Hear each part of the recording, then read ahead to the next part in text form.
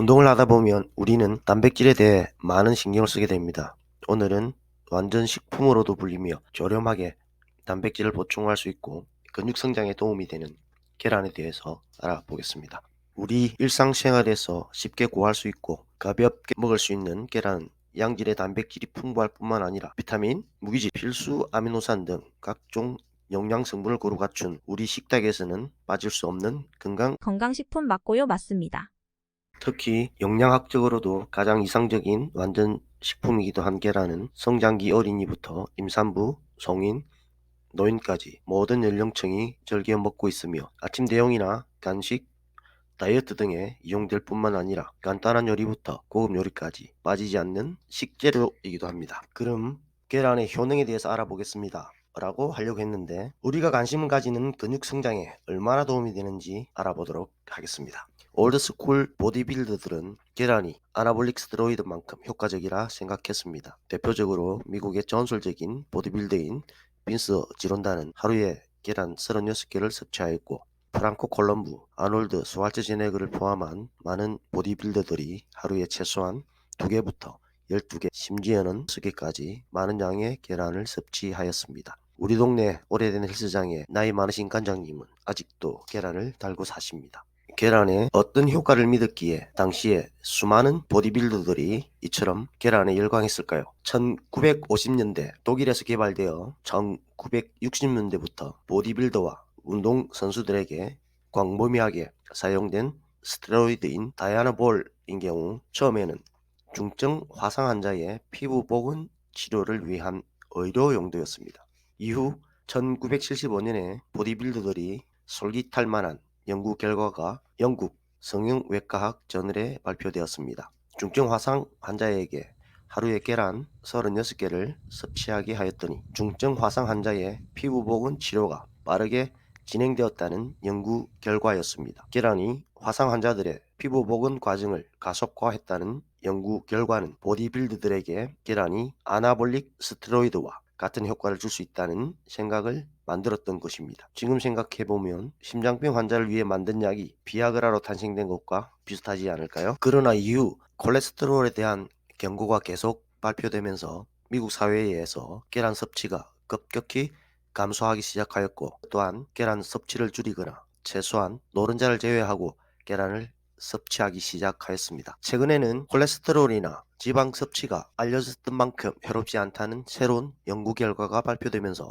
사람들은 노른자 섭취를 다시 시작하게 되었습니다. 그럼에도 여전히 계란 노른자에 대해서는 찜찜한 기분을 가지는 사람이 많은 것이 사실입니다. 먼저 계란 노른자에 많이 들어있는 콜레스테롤과 근육 성장에는 어떤 관계가 있는지 살펴보겠습니다. 2007년 텍사스 대학교 연구에서 콜레스테롤이 낮은 식단에 비하여 콜레스테롤이 높은 식단이 더 많은 근육 단백질 합성을 가져오며 2008년 연구에서는 스트렝스 증가에도 기여하는 것이 밝혀졌습니다. 2017년 미국 임상 영양 저널에 발표된 연구에서는 흰자만 먹는 것보다 노른자를 포함한 계란을 먹는 것이 단백 동화 신호인 mTOR를 더 활성화시켜 단백질 합성이 훨씬 더 크게 발생했다고 밝혔습니다. 미국 2020년 스트렝스 컨디셔닝 리서치 저널에서도 운동 후 흰자만 먹는 것보다 노른자를 포함한 계란을 먹는 것이 테스토스테론 수치와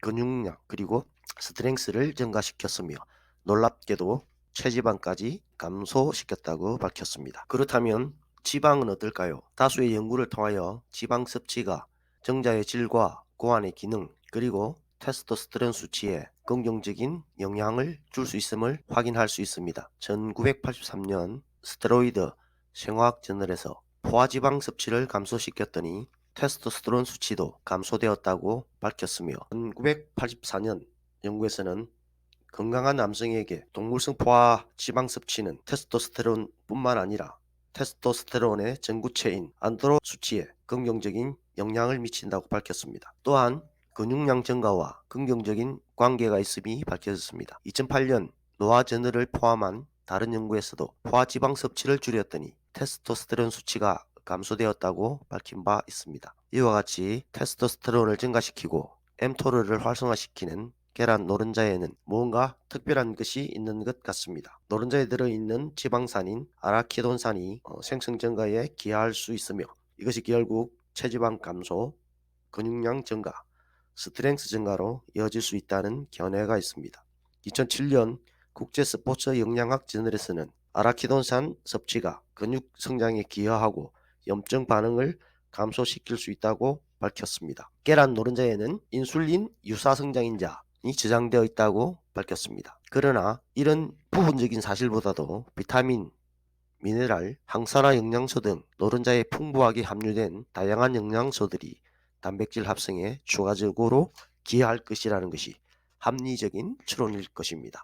이렇게 노른자의 콜레스테롤과 포화지방이 테스토스테론 생성과 근육 성장에 기여하는 것 이외에도 계란에는 근육 성장에 도움이 되는 것으로 밝혀진 다른 영양소들이 있습니다. 천연 호르몬과 후민 그리고 폴리스타틴입니다. 계란 한 개에는 약 120나노그램의 테스토스테론이 들어있는데 이것이 아나볼릭 효과에 미치는 영향은 적을 수도 있지만 계란에는 테스토스테론의 전구체인 상당한 양의 안드로스테네디온이 함유되어 있습니다. 또한 에그알부민은 단독으로 테스토스테론을 증가시킬 수 있는 효과가 있습니다. 마지막으로 계란에 함유된 폴리스타틴은 근육세포 성장을 제한하는 마이오스타틴을 억제합니다. 폴리스타틴 추출물은 근육량과 스트렝스 파워를 증가시키는 것으로 알려져 있습니다. 결론적으로 계란을 통째로 먹는 것이 보디빌더나 근육을 바라는 우리 많은 이득이 있다는 것입니다.